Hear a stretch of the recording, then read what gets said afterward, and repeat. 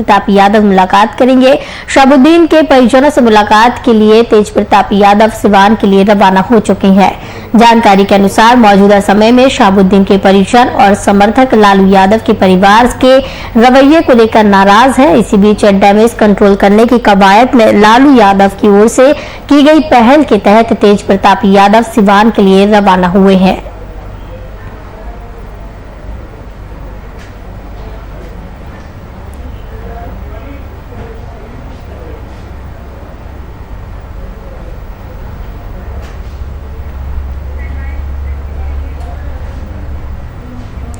VIP news की खबर का असर एक बार फिर से देखने को मिला है। इस बार ये असर दुमका जिले के जरमुंडी ब्लॉक में देखने को मिला। दरअसल बीते दिन ब्लॉक के जड़का टोला में ग्रामीणों की मूलभूत सुविधाओं से वंचित होने की खबर को प्राथमिकता के साथ चलाया था।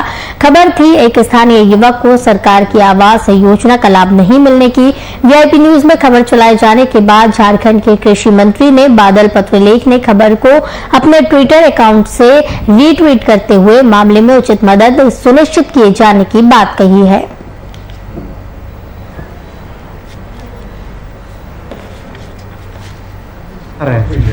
क्यों यहाँ प्रधानमंत्री आवास कहाँ से लिख लिख के बहुत परेशान हो गए, कौन सा समझ नहीं आता है। तो घर नहीं है, आपको दिक्कत है? घर नहीं है, इसीलिए मिट्टी घर बना रहे हैं। कौन गाँव, कौन पंचायत है? चमरावा पंचायत, मोहनडिया गाँव। आपका नाम? सुनील बेसरा।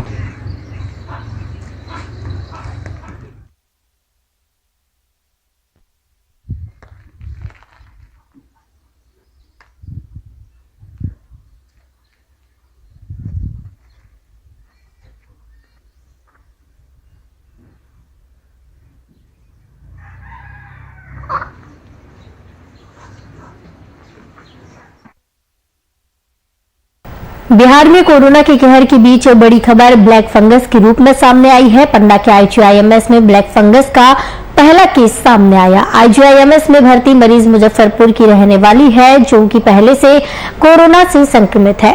जानकारी के अनुसार महिला में ब्लैक फंगस की पहचान आंख और कान की जांच में पुष्टि हुई है। अभी तक तो मौत का डायग्नोसिस से नहीं हुआ है। हाँ, नाक बंद होता है तो जिसकी सांस में पहले से दिक्कत हो, जो सांस नहीं ले पा रहा है, फर्ज कीजिए उसका नाक भी बंद हो जाए तो सांस बिल्कुल नहीं ले पाएगा। लेकिन हाँ, अगर जैसे ही दवाई चलने लगती है तो फंगस डाई आउट होने लगता है, और जैसे ही फंगस डाई आउट होने लगता है तो उसकी नाक खुल जाती है और वो सांस ले सकता है।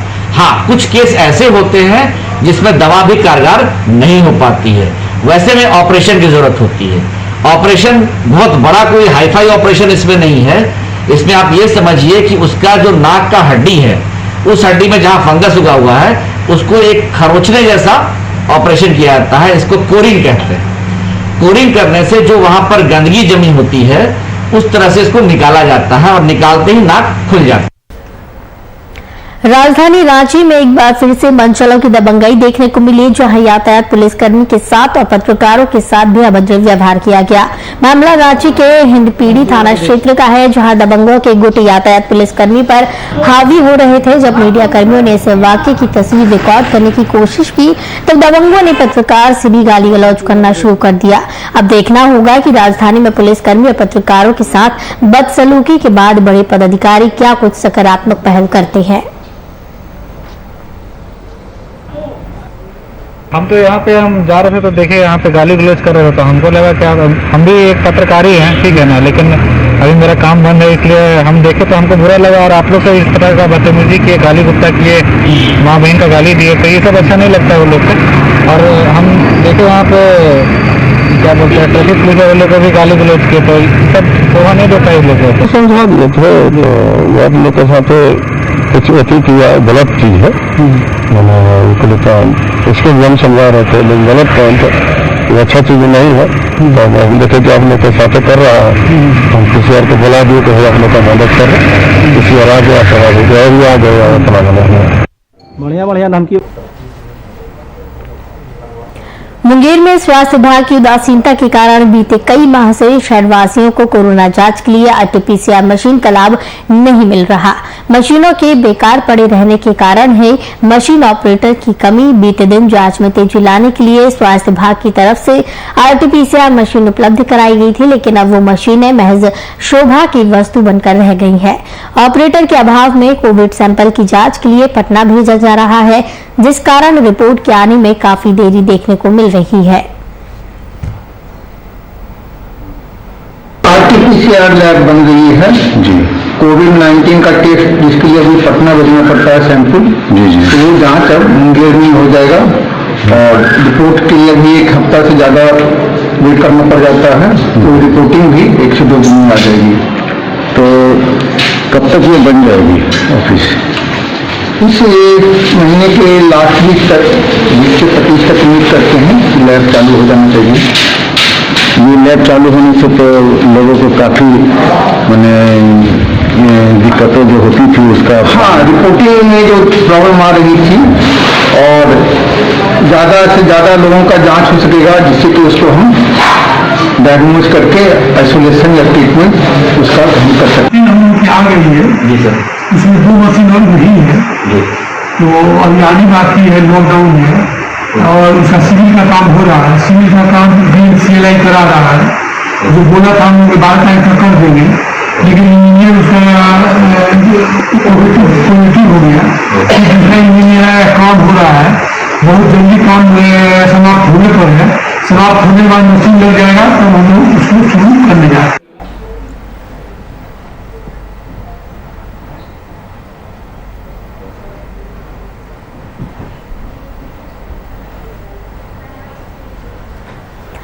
पश्चिम चंपारण जिले में स्वास्थ्य विभाग की लापरवाही का ताजा तरीन मामला सामने आया है। लापरवाही की नई दास्तान नरकटियागंज अनुमंडलीय अस्पताल से सामने आई है, जहां अस्पताल में पदस्थापित डॉक्टर राजीव पांडे की अचानक तबीयत बिगड़ गई, जिसके बाद परिजनों ने आनंद फानन में नरकटियागंज अनुमंडलीय अस्पताल पहुंचकर उन्होंने प्रबंधन की लापरवाही का खामियाजा भुगतना पड़ा। काफी देर इंतजार करने के बाद मेडिकल कर्मियों की मदद से कोविड जांच की गई, जहां उनकी रिपोर्ट नेगेटिव आई।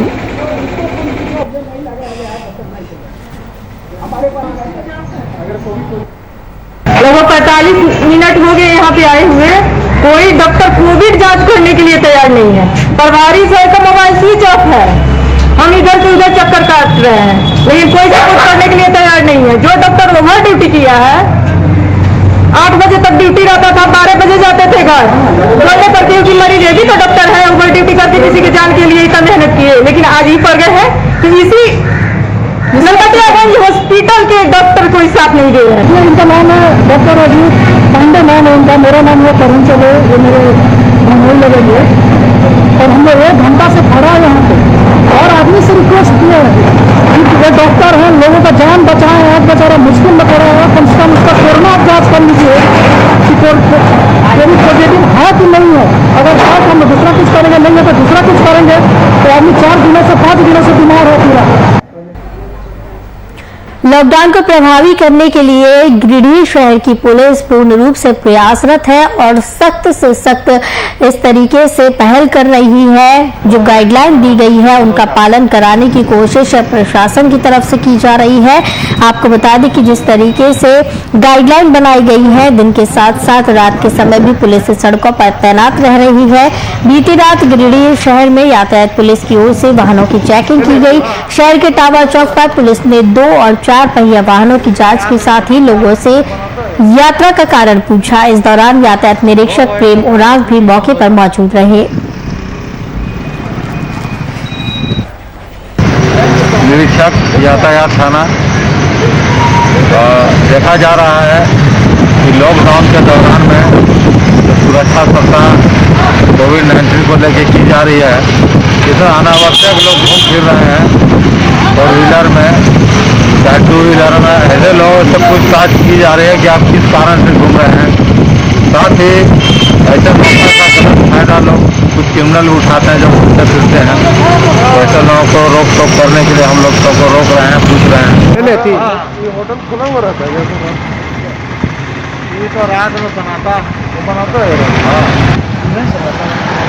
2 बजे तक हर ऑफिस भी बंद हो जा रहा है।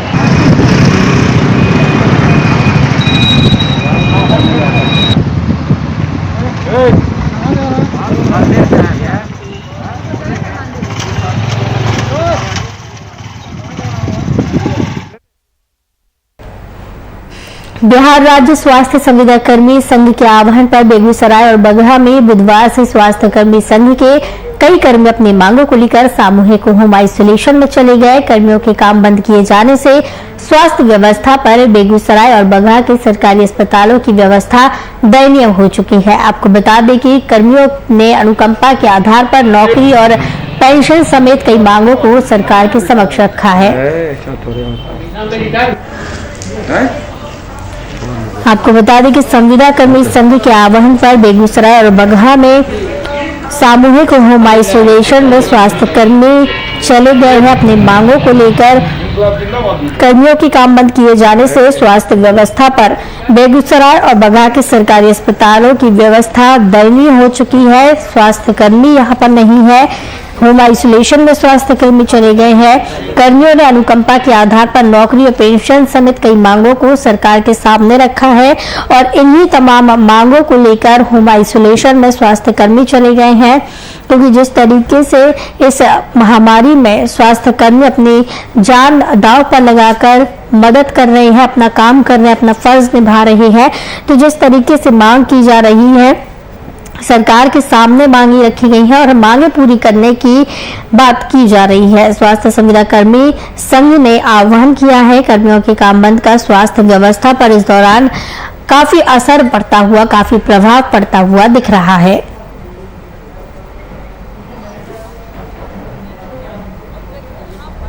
इलाज में तो इफेक्ट पड़ ही रहा है, क्योंकि वह सारे हेल्थ कर्मी जो थे सो सब मिलकर के हम लोग काम कर रहे थे और इस आपदा की घड़ी में उन लोगों का भी बहुत बड़ा सहयोग है और उनके नहीं रहने से मैनेजमेंट में दिक्कत आ रही है, खास करके हेल्थ मैनेजर हो, अकाउंटेंट हो या और भी जो संविदा कर्मी हैं, बिना उनके सारा यह जो आपदा है इससे निपटना बहुत मुश्किल है।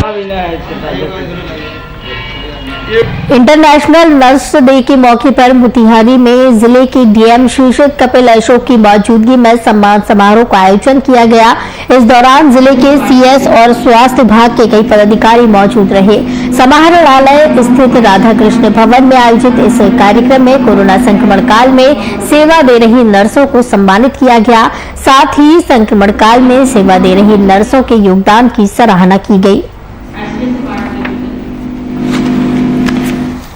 तो इंटरनेशनल नर्स डे पर सम्मान समारोह का आयोजन किया गया है। इस दौरान सभी नर्सों को सम्मानित किया गया है, क्योंकि जिस तरीके से नर्स अपना काम करती हैं, अपना कर्तव्य निभाती है, इस महामारी के दौर में भी नर्स अपना कर्तव्य निभा रही हैं। इंटरनेशनल नर्स डे के मौके पर मोतिहारी में जिले के डीएम शीर्षक कपिल अशोक की मौजूदगी में यह सम्मान समारोह का आयोजन किया गया। इस दौरान जिले के सीएस और स्वास्थ्य विभाग के कई पदाधिकारी मौजूद रहे। समाहरणालय स्थित राधा कृष्ण भवन में आयोजित इस कार्यक्रम में कोरोना संक्रमण काल में सेवा दे रही नर्सों को सम्मानित किया है और इस दौरान जिस तरीके से नर्स योगदान अपना दे रही है संक्रमण काल में और अपने कर्तव्य का निर्वहन जिस तरीके से कर रही है, उसके योगदान की भी सराहना की गई।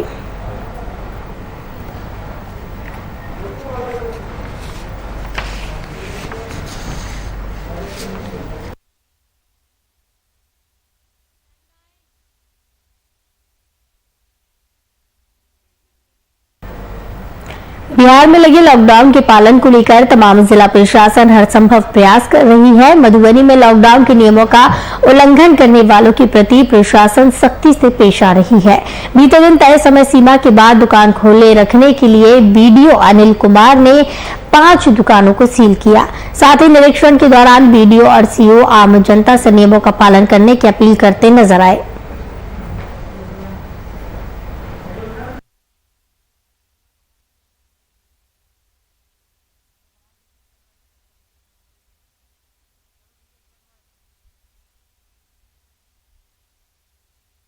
तो आपको बता दें कि बिहार में लॉकडाउन लगाया गया है। इसी के चलते लॉकडाउन के पालन को लेकर तमाम जिला प्रशासन हर संभव प्रयास कर रही है और कोरोना से जंग जीतने की कोशिश कर रही है। बीडीओ ने 5 दुकानों को इस दौरान सील किया, साथ ही जनता से नियमों का पालन करने की अपील भी इस दौरान की गई है।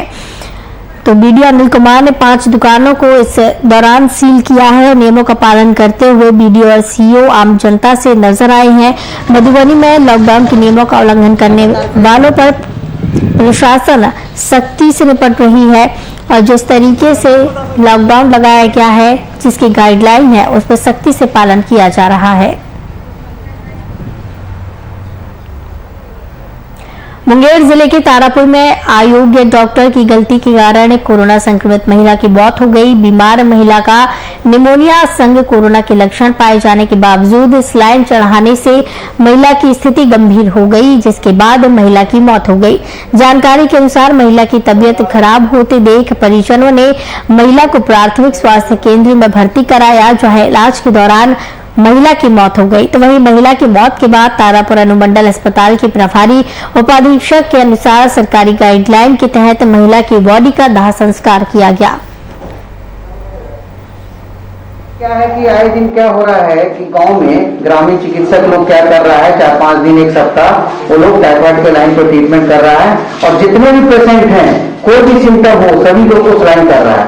सलाइन करने से क्या होता है कि जो कोविड निमोनिया का जो केस है और उसका निमोनाइटिस बढ़ा देता है। तो निमोनिया बढ़ने से क्या होता है, ऑक्सीजन लेवल इंस्टेंट घट जाता है। तो यहाँ आते आते पेशेंट ना काफी सीरियस हो जाता है। ये भी जो पेशेंट जब आई उस समय इसका ऑक्सीजन लेवल 32 था, जो कि काफी क्रिटिकल था। इसके बावजूद भी हम लोग ने सलाह दिया, ऑक्सीजन सपोर्ट दिया, लेकिन यहाँ पर हम लोग उसको संभाल इसलिए होता है, उनको कहे कि देन देर आप भागलपुर चल जाइए, वहाँ आईसीयू में एडमिट होइए। वो लोग नहीं ले गया। हम रात भर देखे पेशेंट को, सुबह जो है उसका ऑक्सीजन लेवल एकदम 0 पर चला गया और पेशेंट का डेथ हो गया। उसका आज ही हुआ है। क्या चीज से जांच हुआ था सर? एंटीजन। उसके बॉडी को क्या किया जा रहा है? बॉडी को जो गवर्नमेंट का गाइडलाइन है उसको उसी हिसाब से हम लोग ये रैपिंग करवा रहे हैं और एम्बुलेंस से, चूंकि मेरे पास सब वाहन नहीं है, उसी से इसको दाह संस्कार के लिए मुंगेर भेजे रहे।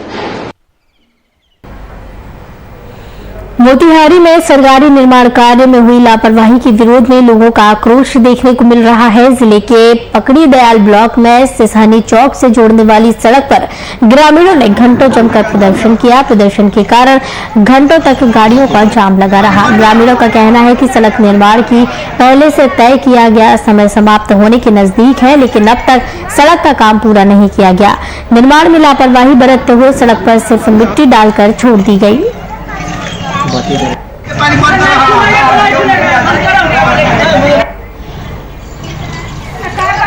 आपको बता दें कि इस दौरान लापरवाही देखने को मिली है। निर्माण कार्य में समय समाप्त हो चुका है, लेकिन अभी तक सड़क बनकर तैयार नहीं हुई है। निर्माण में सिर्फ मिट्टी डालकर छोड़ दी गई है। सड़क का काम अभी तक पूरा नहीं हुआ है। जिले के पकड़ी दयाल ब्लॉक में सिसहनी चौक से जोड़ने वाली सड़क पर ग्रामीणों ने प्रदर्शन किया है। इस प्रदर्शन की वजह से घंटों तक जाम लगा रहा है और तस्वीरों में भी आप देख सकते हैं कि किस तरीके से ये पूरी सड़क बदहाल अवस्था में यहाँ पड़ी हुई है और सिर्फ मिट्टी डालकर छोड़ दी गई है। समय समाप्त हो चुका है इस सड़क निर्माण का, लेकिन अभी तक सड़क का कार्य पूरा नहीं हुआ है।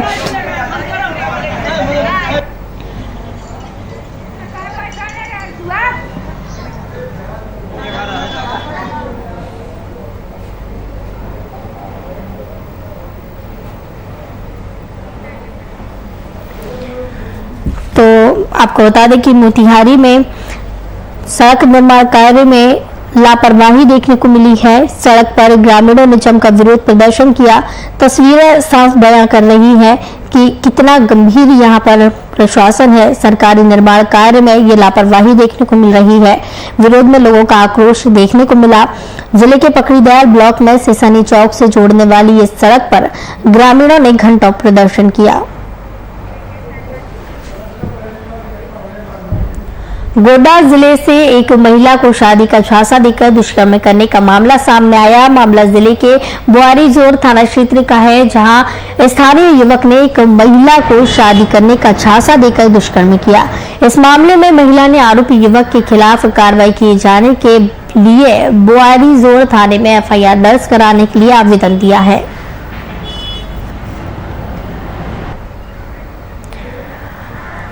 गोड्डा जिले से मामला सामने आया, जहां पर शादी का झांसा देकर एक महिला के साथ दुष्कर्म किया गया है और इसकी एफआईआर दर्ज कराई गई है। जिले के बोआरी जोड़ थाना क्षेत्र का ये पूरा मामला देखने को मिल रहा है, जहां पर एक स्थानीय युवक ने महिला से शादी के वादे किए और शादी का झांसा देकर महिला के साथ दुष्कर्म किया।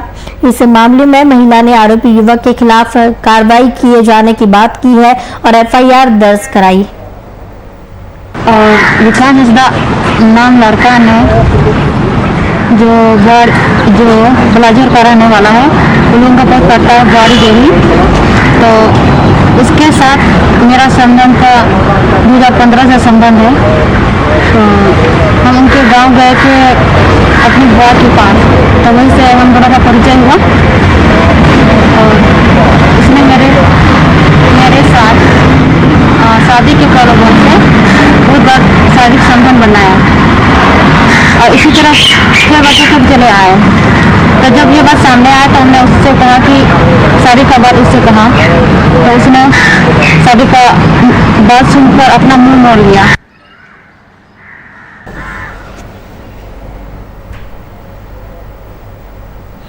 कोरोना महामारी से बिहार से पूरा देश जूझ रहा है। ऐसे में हर कोई महामारी से मुक्ति के लिए अलग अलग तरीके तलाशने में लगा हुआ है। सरकार की ओर से जहां कोरोना की चेन तोड़ने के लिए लॉकडाउन कर दिया गया, तो वहीं ऐसी विकट परिस्थितियों से बचने के लिए मधुबनी जिले के फुलपरास ब्लॉक में कोरोना संक्रमण को एक दैवीय आपदा समझते हुए पूजा पाठ शुरू कर दी गई। गांव में मिट्टी के 1.25 लाख महादेव बनाकर मंदिर प्रांगण में पूजा अर्चना की जा रही है। ग्रामीणों की माने तो महादेव की कृपा से उनका गांव अब तक कोरोना से मुक्त है।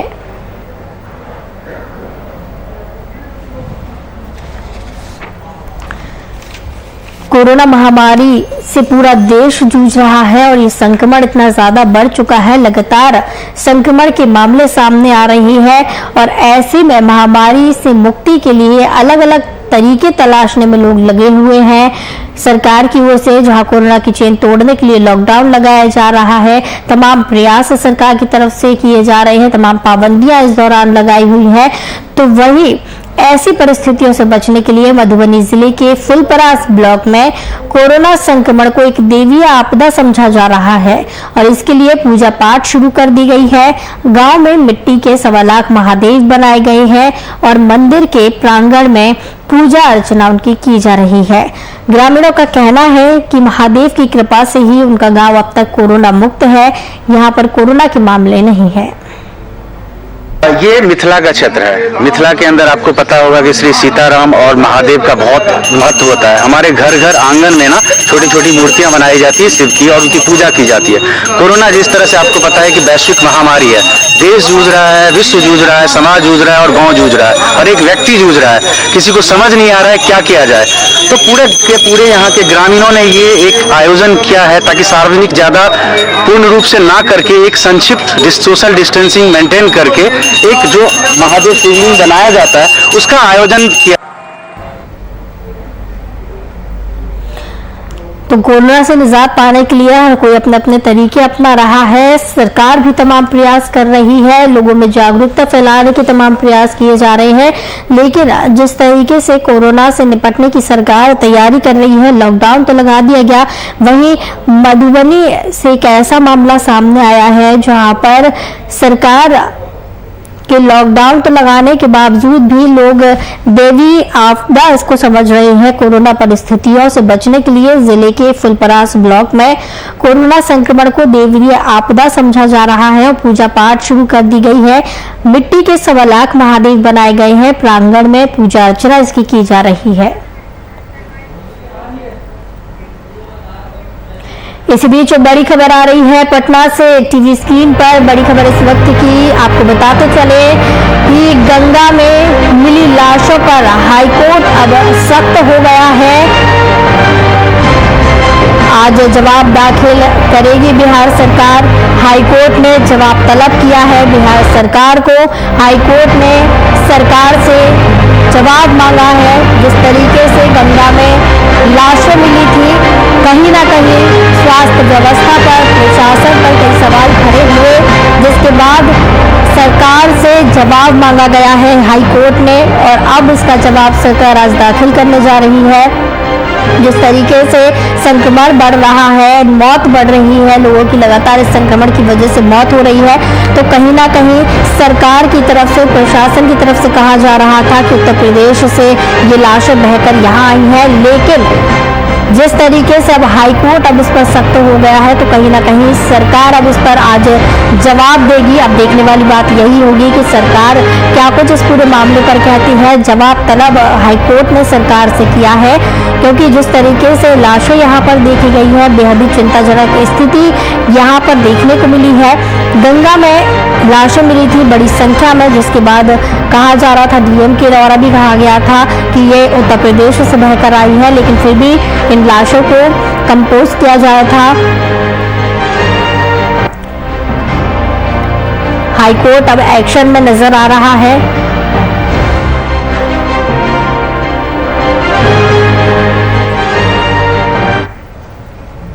खबरों का सिलसिला लगातार जारी रहेगा। मुझे दीजिए इजाजत, नमस्कार।